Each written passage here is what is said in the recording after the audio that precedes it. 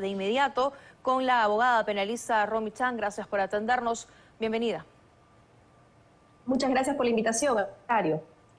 ¿Tiene sustento este informe? Es decir, los motivos por los que se pide la inhabilitación del señor Aníbal Torres tienen un verdadero sustento, porque esto, entiendo, va a seguir todavía un proceso en el Congreso de la República.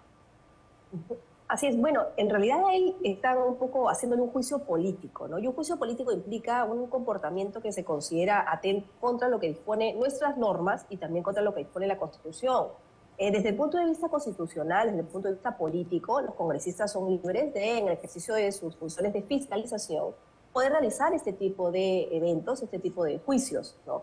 Y bueno, yo creo que no está tan alejado de la realidad en la medida en que incluso el Código Penal contempla como una falta, no como un delito, pero sí como una falta, los actos que puedan perturbar gravemente la paz pública, ¿no? Y azuzar a la población para que realice actos contrarios a la Constitución, contrarios al régimen democrático, sí genera una perturbación a la tranquilidad pública. Tenemos justamente, doctora Chan, una de las declaraciones que hoy es parte de este informe que dio el señor Aníbal Torres cuando era parte del gobierno de Pedro Castillo. Vamos a escucharla. Con esa voluntad que trajeran a Lima 50 personas cada uno. Entonces, no...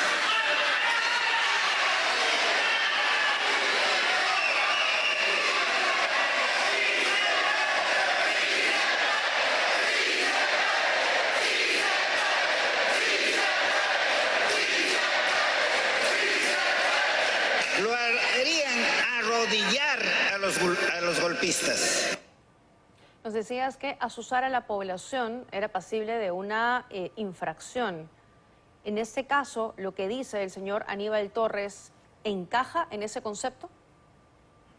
Bueno, yo considero que sí. Si hiciéramos un análisis desde el punto de vista penal a nivel de faltas, yo creo que sí hay una falta que perturba la tranquilidad pública, porque él está haciendo un llamado, pero que es un llamado que de alguna manera incita a la violencia, ¿no? Este tema de decir, traigamos a 50 personas, pongamos de rodillas a las personas, nadie se pone de rodillas gentilmente, ¿no? Alguien se pone de rodillas cuando se hizo un acto de agresión, un acto de violencia, de amenaza. Y eso es un poco el llamado que en ese momento hacía el entonces premier, ¿no? Entonces hay que recordar también cuando los funcionarios públicos actúan y representan a la nación, tienen un deber de responsabilidad. Tienen que tomar en cuenta que sus palabras son oídas por toda la población y que eventualmente pueden tener acogida en un sector de la población, sobre todo al que representan. Y eso pues puede traer consecuencias nefastas para el régimen democrático. Y ese es el juicio que se va a realizar a nivel político en el Congreso. ¿Qué tanto una autoridad puede o no hacer eso? Era autoridad el señor Aníbal Torres, efectivamente. Las declaraciones que él daba tenían un impacto, una percepción en la ciudadanía que lo estaba escuchando, porque él, como parte de su defensa, dice, una declaración no podría ser una infracción constitucional, pero hay que analizar el trasfondo de esa declaración y el cargo político que él tenía en el momento que lo dijo. Así es, ¿no? Y el llamado que él hace a la ciudadanía, porque él no simplemente da una opinión, él hace un llamado a la ciudadanía. La pena de repente, y creo que es un poco lo que hasta nos hace cuestionar si esto es o no es una infracción, es el tiempo que ha pasado, ¿no? Porque estas declaraciones él las hizo hace muchísimo tiempo atrás. Y recién tenemos el informe de la Subcomisión de Acusaciones Constitucionales que está siendo revisado en el Congreso y que todavía tiene que ser aprobado por la Comisión para luego poder ser debatido en el Pleno, ¿no? Entonces, un poco el mensaje tardío pierde un poco de sentido, se va diluyendo en el tiempo, porque claro, después han venido actos mucho más graves como los del golpe de Estado, que ya pues hacen que volteemos y veamos a eso como algo no tan grave, pero en su momento recordemos que lo fue. El señor Aníbal Torres dice que no hay antecedentes de que alguien sea acusado por criticar a sectores de derecha, lo estoy citando, pero su argumento al final no ha sido aceptado por la Subcomisión de Acusaciones Constitucionales. ¿Qué te parece? Bueno, lo que pasa es que lo que él hace realmente no es una crítica, lo que él hace es una vocación, un llamado a la población, ¿no? Entonces hay que distinguir roles, por eso es que es muy importante tomar en cuenta las opiniones, que incluso las opiniones, ¿no? En este caso es peor, ¿no? Porque es un llamado a la población, pero incluso las opiniones dadas por un funcionario público traen consecuencias, traen una repercusión en la sociedad. Y eso es algo que a veces las personas no entienden, ¿no? Cuando alguien asume un cargo de funcionario público, genera pues cierto liderazgo que puede generar un impacto. Si el ministro de Economía saliera a decir, por ejemplo, públicamente, uy, la economía en el Perú no va para más, claro que generaría un impacto en toda la población. No puede pues ser su opinión la misma que la de repente un profesor universitario o un desconocido en la materia, ¿no? Entonces, eso es algo que las autoridades tienen que entender. Las declaraciones que den públicamente tienen que ser hechas con responsabilidad y siempre buscando contribuir con el país. ¿Qué te parece el tiempo el que se pide para inhabilitar al señor Torres de 10 años? ¿Es proporcional? Bueno, ya este es un tema más político, ¿no? Porque, a ver, el Código Penal, incluso para delitos de esa naturaleza, como puede ser el motín, la rebelión, que por ejemplo son delitos por los cuales se está procesando el señor Castillo, tiene un máximo de 4 años de inhabilitación en el cargo, ¿no? Entonces, claro, eso es porque estamos hablando del ordenamiento penal, que se supone es el más grave, ¿no? El Congreso puede inhabilitar hasta por 10 años, es parte de lo que se encuentra dentro de su ámbito de aplicación. La pregunta es si de acuerdo a un tema de proporcionalidad realmente ese tiempo es razonable respecto de otros hechos que de repente pueden ser incluso más graves para la población. Y ahí sí hay un tamiz un poco sensible porque esto realmente va a depender mucho de la percepción de los congresistas que tengan a su cargo el debate, ¿no? Claro. Bueno, dejando de lado un instante la acusación fiscal, ¿no?, por la que piden 15 años contra el señor Aníbal Torres, si solo nos enfocáramos en este caso, él estaría, de aprobarse esto, inhabilitado de ejercer cargo público por 10 años, pero él tiene intenciones de tener un cargo público, de ostentar incluso la presidencia. Se lo dijo en una conversación que tuvo con la exministra Anaí Durán. Tenemos justamente el extracto en el que él hace esta declaración.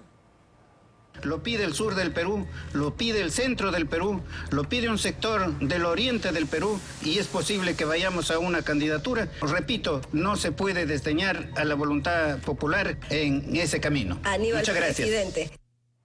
Tiene intenciones presidenciales el señor Aníbal Torres que, entiendo, de aprobarse esto, quedarían sin ningún futuro. Así es, ¿no? Porque independientemente de la sanción que a futuro pueda venir en el tema penal, que también implica una inhabilitación, si el Congreso lo inhabilita, hablamos de una sanción que se da ya a nivel político, pero que se aplique igual. Y tanto durante todo el tiempo que él tenga la inhabilitación, no puede ejercer cargos públicos, ni por elección, es decir, él no puede postular a un cargo, ni tampoco por designación. Es decir, él no puede ser designado, por ejemplo, la presidenta de la República, premier otra vez, ¿no? Y ministro. ¿Por qué? Porque no estaría respetándose la inhabilitación dispuesta por el Congreso. Él publica ahora en sus redes sociales una defensa, ¿no? Pero que él si tenemos el tuit también para compartirlo, porque es un texto bastante largo, pero lo que él dice es, señala un momento, una entrevista en la que él ofrece a un medio de comunicación donde recoge una frase, correrá mucha sangre, que dice que es lo que él dice. Pero ahora, aquí, esta frase, para ser exactos, la da en junio del 2021, cuando todavía no era gobierno, Pedro Castillo. Esto no es parte de la discusión, ¿no, doctora Chan? Creo que es importante dejar en claro que lo que se está discutiendo en el Parlamento son declaraciones que él da ya cuando tiene un cargo público. No, por ejemplo, lo que él menciona, que es anterior a ser parte del gobierno de Pedro Castillo. Por supuesto, ¿no? Lo que se está debatiendo y el sustento de la propuesta que ha realizado la Subcomisión de Acusaciones Constitucionales está en torno a sus actuaciones como funcionario público. Por lo anterior, como cualquier ciudadano común y corriente, no se le podría sancionar a nivel político, ¿no? Pero por sus actuaciones en calidad de ministro, de premier, de funcionario, claro que el Congreso sí puede, y eso es lo que está haciendo. Ahora, nos decías que eso ha tardado un poco en la Subcomisión de Acusaciones Constitucionales, pero ¿cuánto tiempo más podría tardar? ¿Cuánto podría llegar ya al Pleno y verse en agenda? Lamentablemente ahí sí eso va a depender de la voluntad política que exista sobre el tema, ¿no? Yo creo que ha tardado incluso el informe de la subcomisión, ¿no? Porque eso ha pasado hace mucho tiempo ya, pero está en manos ya ahora de la Comisión de Acusaciones Constitucionales ver si lo pone en agenda con rapidez, si lo deja un poco dormir más en el tiempo, y será en función a eso que recibe el Congreso en el Pleno, podrá debatirlo. Entonces realmente no hay un plazo, porque lamentablemente pues el Congreso tiene su agenda predeterminada, ¿no? Ajá. Y a veces nos sorprende ver casos que consideramos son urgentes, pero que un poco se dejan dormir ahí en el tiempo. Eso es cierto. Esperemos que ese no sea el caso, ¿no? Queremos aprovechar también su presencia, doctora Chan, para hacerle una consulta respecto a un tema relacionado al señor Pedro Castillo. Hemos tomado conocimiento que desde el 7 de diciembre del 2022, día de ese golpe de Estado, él ha presentado cerca de 20 recursos para conseguir su libertad. A ver, revocar la medida de prisión preventiva, tutelas, cuestiones previas, recursos de excepción, una serie de medidas, todas con el mismo objetivo, y además las presenta en diferentes ciudades del Perú. ¿Qué pretende el señor Pedro Castillo repartiendo recursos por el país? Bueno, yo creo que esto además es algo que deben entender también todos los abogados y abogadas, ¿no? Toda persona tiene derecho a cuestionar las decisiones judiciales. Eso está en la Constitución. Pero lo que no se puede hacer es un ejercicio abusivo de ese derecho, ¿no? Entonces, yo puedo pedir y alegar, ¿no es cierto?, de repente en este caso concreto, que soy injustamente privado de libertad. Pero lo que no puedo hacer es ir presentando el mismo recurso en diferentes juzgados para ver cuál me funciona, ¿no? Como dicen, cuál me liga, ¿no? Está probando suerte. Está probando suerte. Y eso no se hace con la justicia, sobre todo en un país donde el Poder Judicial está tan cuestionado. Eso implica un ejercicio poco ético de la profesión como abogado, incluso es una infracción en el Código de Ética del Abogado, y hasta podría ser un delito, que es el delito de fraude procesal, que es el plantear, inducir error a los jueces, ¿no? El juez que recibe el recurso no sabe que eso ya lo rechazó de repente 50 jueces antes. Entonces, eso es algo que no es correcto y que no debería hacerse, ¿no? Entonces se respeta el derecho que toda persona tiene de cuestionar la decisión judicial, pero siempre hay que hacerlo en el marco de la ley y dentro de los límites que el ejercicio del derecho de defensa tiene. Claro. Sí, efectivamente, claro, porque nos sorprende ver que cerca de 20 recursos y él insiste en diferentes ciudades para poder obtener su libertad. Se entiende que quiere conseguirla, pero ya tiene un proceso que se está siguiendo aquí en Lima. Mientras tanto sigue probando en otras ciudades a ver, como decíamos, cuál le funciona, cuál le atina para finalmente obtener lo que desea. Bien. Y se pierde de vista que ese tiempo que los jueces invierten en resolver algo que ya se ha visto, no se lo dedican a los temas urgentes que tienen en el juzgado y que afectan cosas y personas, ¿no?, en nuestra sociedad.